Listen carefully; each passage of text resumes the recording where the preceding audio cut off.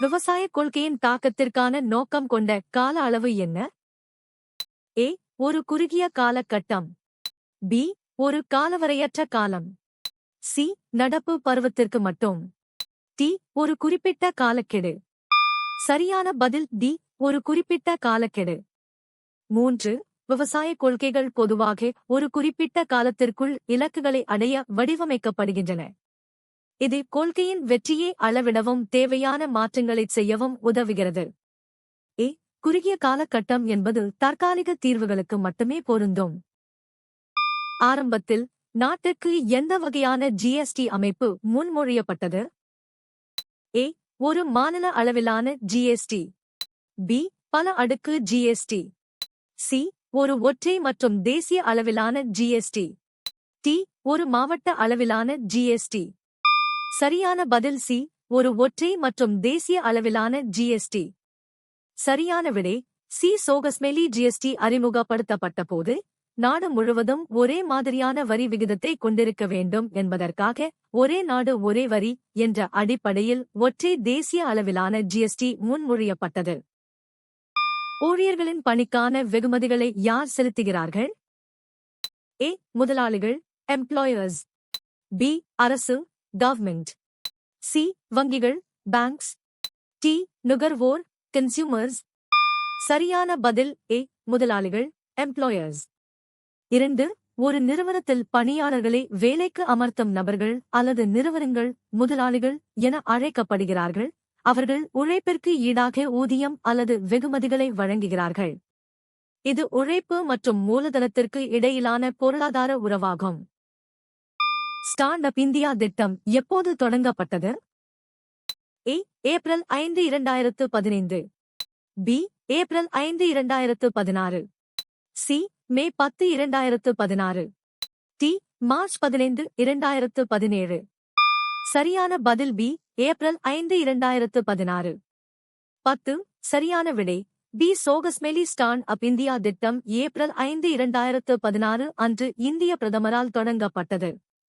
இத்திட்டம் SC send வகுப்பினர் மற்றும் பெண் தொழில் முனைவோருக்கு 10 இலட்சம் முதல் 1 கோடி ரூபாய் வரை கடன் வழங்கி தொழில் தொடங்க ஊக்குவிக்கிறது.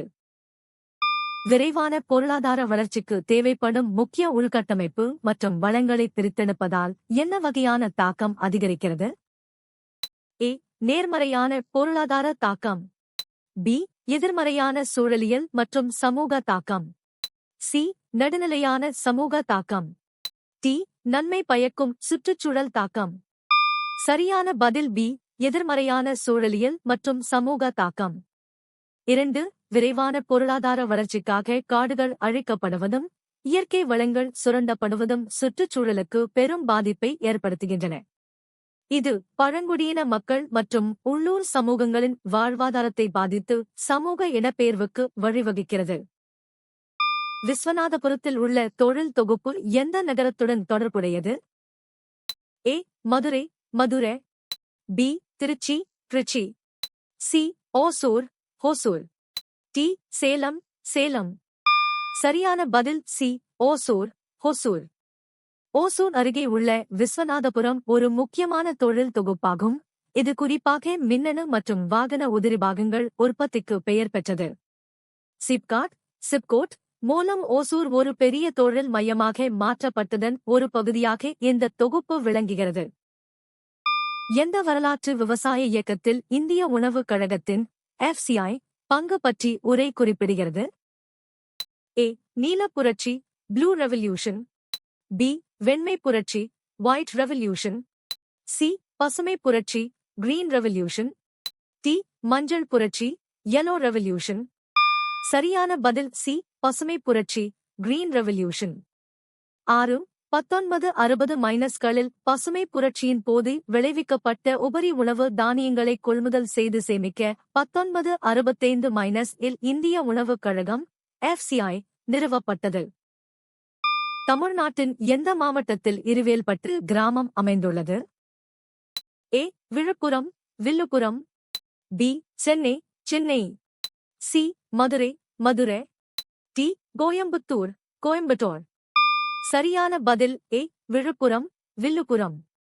5. இருவேல்பட்டு கிராமம் விழுப்புரம் மாவட்டத்தில் அமைந்துள்ளது மற்றும் இது பொருளாதார ஆய்வுகளில் ஸ்லேட்டர் கிராமம், ஸ்லேட்டர் வில்லேஜ் என்று புகழ் பெற்றது. 1916 கில்பர்ட் ஸ்லேட்டர் என்பவரால் முதலில் இந்த கிராமம் விரிவான ஆய்வுக்கு உட்படுத்தப்பட்டது. சுதந்திரத்தின் போது இந்தியாவில் எத்தனை இந்திய ஆயுத தொழிற்சாலைகள் இருந்தன? A 30, B 12, C 24, T 18.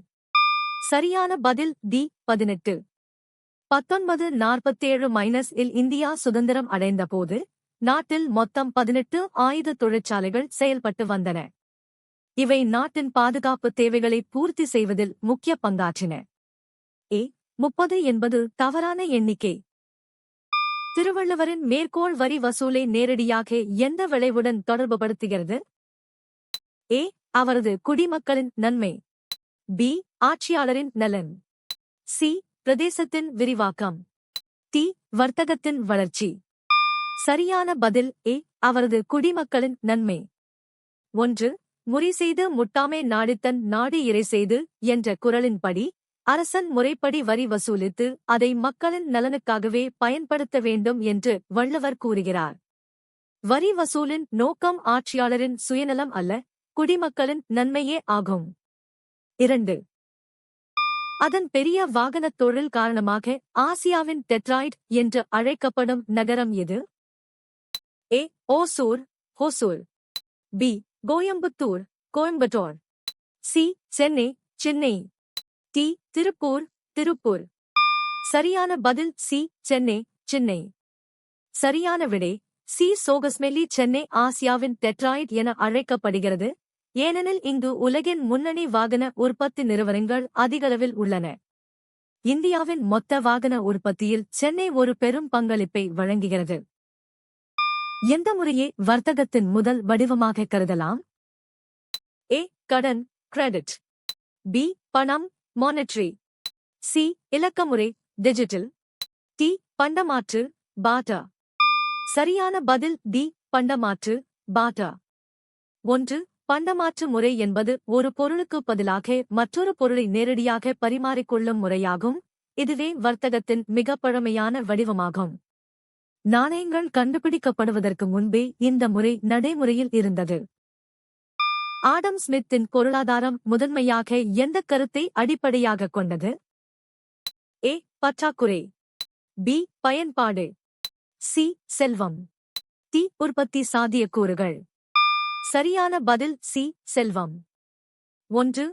Adam Smith பொருளாதாரத்தின் தந்தை என்று அழைக்கப்படுகிறார். அவர் தனது நாடுகளின் செல்வம் 1776 என்ற நூலில் பொருளாதாரத்தை செல்வத்தை பற்றிய ஓர் அறிவியல் என வரையறுக்கிறார். GST அமலாக்கத்துடன் தொடர்புடைய முக்கிய முழக்கங்களில் ஒன்று எது? A ஒரே வரி, ஒரே சந்தை, ஒரே தேசம், B ஒரே வரி, பல வகை சந்தைகள், பல தேசங்கள், C பல வரிகள், உலகளாவிய சந்தை, ஐக்கிய நாடு, T தனித்தனி வரிகள், தனித்தனி சந்தைகள், ஒரே தேசம். சரியான பதில் A ஒரே வரி, ஒரே சந்தை, ஒரே தேசம். GST அமலாக்கத்தின் போது ஒரே வரி, ஒரே சந்தை, ஒரே தேசம் என்ற முழக்கம் நாடு முழுவதும் ஒரே மாதிரியான வரி முறையை உருவாக்குவதை வலியுறுத்தியது. இது பல்வேறு மாநிலங்களில் இருந்த வெவ்வேறு வரி தடைகளை நீக்கி இந்தியாவை ஒற்றை சந்தையாக மாற்றியது. நிச்சய விதி, கேனான் ஆஃப் சர்டன்டி, வரி செலுத்துவோருக்கு எதை உருவாக்க நோக்கமாக கொண்டுள்ளது? A நிச்சயமற்ற தன்மை, B நம்பிக்கை, C குழப்பம், T அசௌகரியம். சரியான பதில் B நம்பிக்கை. நிச்சய விதி என்பது வரி செலுத்துவோர் எவ்வளவு வரி, எப்போது மற்றும் எப்படி செலுத்த வேண்டும் என்பதை தெளிவாக தெரிந்து கொள்வதை உறுதி செய்கிறது. இந்த தெளிவு வரி செலுத்துவோர் மத்தியில் குழப்பத்தை நீக்கி அரசாங்கத்தின் மீது நம்பிக்கையை ஏற்படுத்துகிறது. நகர்ப்புற நிலச் சொத்துக்களுக்கு எவ்வளவு காலத்திற்கு ஒருமுறை வரி விதிக்கப்படுகிறது? A 10 ஆண்டுகளுக்கு ஒருமுறை, B ஒவ்வொரு ஆண்டும், C 5 ஆண்டுகளுக்கு ஒருமுறை, T ஒருமுறை மட்டுமே. சரியான பதில் B ஒவ்வொரு ஆண்டும். 9. சரியான விடை டி. சோகஸ்மெலி நகர்ப்புற நிலம் மற்றும் கட்டிடங்களுக்கான சொத்து வரி உள்ளாட்சி அமைப்புகளால் மாநகராட்சி நகராட்சி ஒவ்வொரு ஆண்டும் வசூலிக்கப்படுகிறது. இது உள்ளூர் நிர்வாகத்தின் பராமரிப்பு பணிகளுக்கான நிலையான வருவாய் ஆதாரமாகும். பின்வருவனவற்றுள் எது பொதுவாக இரண்டாம் நிலைத் துறையின் பகுதியாக கருதப்படுவதில்லை? ஏ. உற்பத்தி மேனுஃபேக்சரிங். பி. சிறு தொழில் ஸ்மால் ஸ்கேல் இண்டஸ்ட்ரி. சி. கட்டுமானம் கன்ஸ்ட்ரக்ஷன். டி. வனவியல் ஃபாரஸ்ட்ரி. சரியான பதில் டி. வனவியல் ஃபாரஸ்ட்ரி. சரியான விடை டி. சோகஸ்மெலி. வனவியல் ஃபாரஸ்ட்ரி என்பது இயற்கையோடு நேரடியாக தொடர்புடையது என்பதால் இது முதன்மை துறையை பிரைமரி செக்டர் சார்ந்தது. இது காடுகளில் இருந்து மூலப்பொருட்களை சேகரிக்கும் தொழிலாகும். NFSA மூலம் கிராமப்புற குடும்பங்களில் எத்தனை சதவீதம் உள்ளடக்கப்பட்டுள்ளது? ஏ. 70%. பி. 75%. சி. 50%. டி. 65%. சரியான பதில் பி. 75%. தேசிய உணவு பாதுகாப்புச் சட்டம் NFSA 2013- இன் படி கிராமப்புற மக்கள் தொகையில் 75% பேருக்கு மானிய விலையில் உணவு தானியங்கள் வழங்க இலக்கு நிர்ணயிக்கப்பட்டுள்ளது. இது கிராமப்புறங்களில் உள்ள பெரும்பான்மையான ஏழை குடும்பங்களுக்கு உணவு பாதுகாப்பை உறுதி செய்கிறது. நீங்கள் எத்தனை சரியாக பதிலளித்தீர்கள்?